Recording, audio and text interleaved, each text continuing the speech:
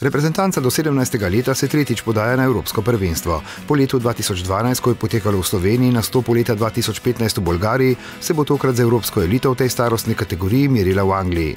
Zaključne priprave potekajo v Nacionalnem nogometnem centru Brdo pri Kranju, kjer selektor Agron Šalja pili še zadnje podrobnosti pred odhodom na otok oziroma pred uvodno tekmo s Švedsko. Analiziramo nasprotnika, da se seznanimo z njihovimi prednostmi, z njihovimi slabostmi. Načeloma je pa, zdaj, če rečem, cirka 80% treninga zajema pa našo idejo v igri, tisto, kar si mi želimo igrati. Pot na svoj tretji Euro je Slovenija začela oktobra lani na turnirju v Belorusiji, ko je bila druga za Francijo in pred Belorusijo oziroma Kazahstanom.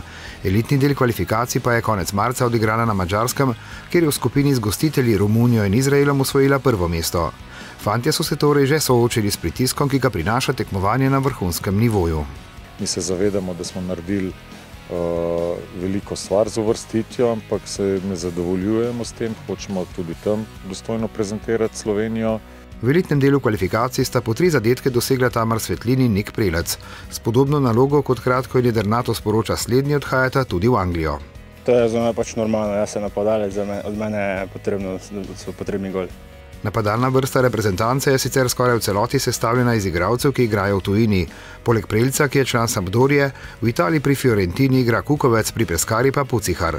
Član Dinama je branilec Kočar. Je bilo potrebnega kaj več prilagajanja s fanti iz tujine?